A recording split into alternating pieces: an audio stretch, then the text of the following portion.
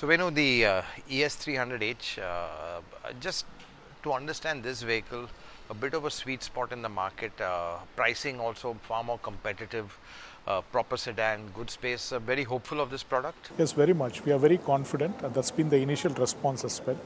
In July 19th, we had announced the price, and the customers have really appreciated the competitive pricing.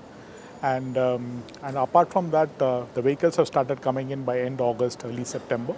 We wanted to first show it to our media fraternity.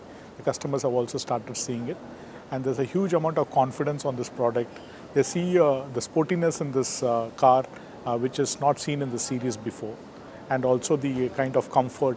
And I'm sure when all of you experience the drive, it's Right. going to be a real Right, testimony. right, I'm sure. You've made a very interesting point that 80% of your customers are Toyota customers. So just wanted to understand that's quite a high percentage. So a strong loyalty obviously from, are they Camry customers mainly, or do they come even from the bigger SUVs? Can you just give us a little bit on who the customers are?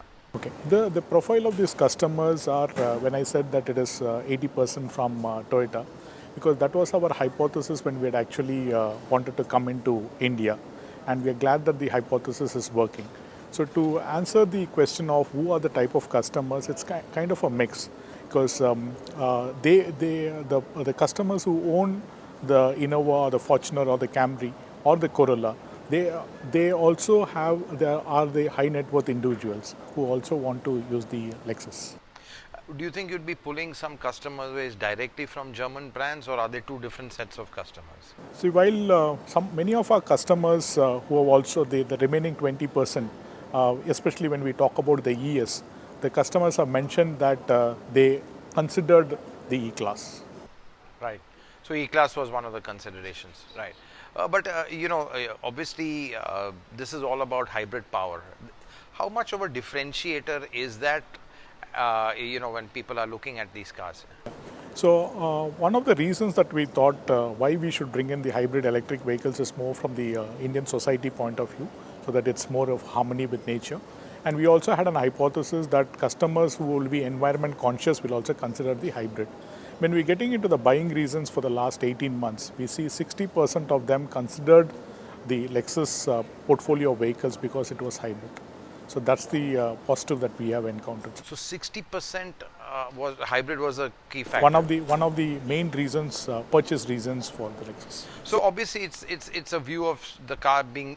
Was fuel efficiency a consideration on this, or was it more environment that drove them to go for? I think it's a combination of many factors. One is the environment conscious, the fuel efficiency, and many of them spoke about the technology that has gone behind the hybrid. Right. And, again, sticking to the hybrid, let's say the platform which you've had, Toyota and Lexus are the first ones to really be pushing this in a big way. Do you feel that you're doing the hard work for others and it's taking time to convince people, and, it might lay the ground for people to then accept hybrid technology on a much larger scale? As you know, that our philosophy is more from the environment point of view, and we'll be more than happy to create the ground for all our friends. Right. And we are very confident that we are in the right direction, especially for India. Hybrid would be the interim step before we move into EVs. On a separate note, do you think not having, let's say, a diesel is a bit of a disadvantage, because there are definitely some strong diesel buyers in this segment as well? Yes, you are right. There are customers who are very strong diesel purchaser. But what we have seen is a set of customers, and to the business plan that we have, I think most of the customers who have come to us have considered the hybrid. So it's very much in line with our target setting. And if you can just give us a sense in terms of geography, because I would imagine someone buying this is a bit of an evolved customer as well. Where do you see the maximum interest in Lexus in India?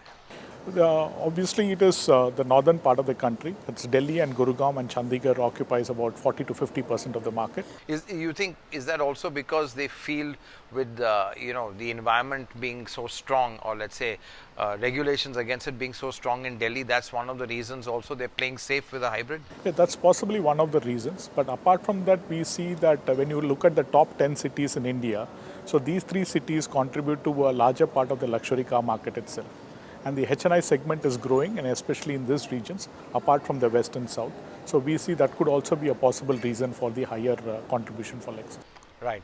So, just moving forward, you've now expanded the range. What more can we expect for Lexus in the coming months? So 18 months, I think, to have 7 models. This is the second that the ES from the previous generation to the 7th generation, and so we are looking at how the market will progress, and you will be the first one to know what is the new thing that we would be coming up with. Right. So, is the strategy volume right now, or you want to bring your range here as complete and fully as possible?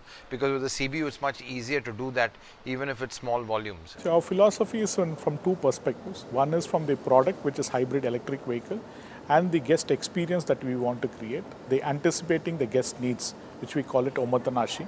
So these are the two areas with which combining the product, hybrid electric vehicles, and the genuine customer experience is what we are working on. And there is, let's say, there's a possibility, or there's some rumors or news that the government might waive homologation on vehicles with a sale of less than 2,500 per year. You would have heard of that. That would be a big benefit to you. Yes, we have heard of it, and we feel it's a very welcome move if it comes, and it's good for us because we can bring in more models. Right. And is homologation one of the barriers still for, let's say, low volume companies like yours? Yeah, it's one of the challenges that we face, but we are overcoming it with our business plan. Right. Okay. Thanks very much. Thank you very much. Thank you. Thank you. Thank you.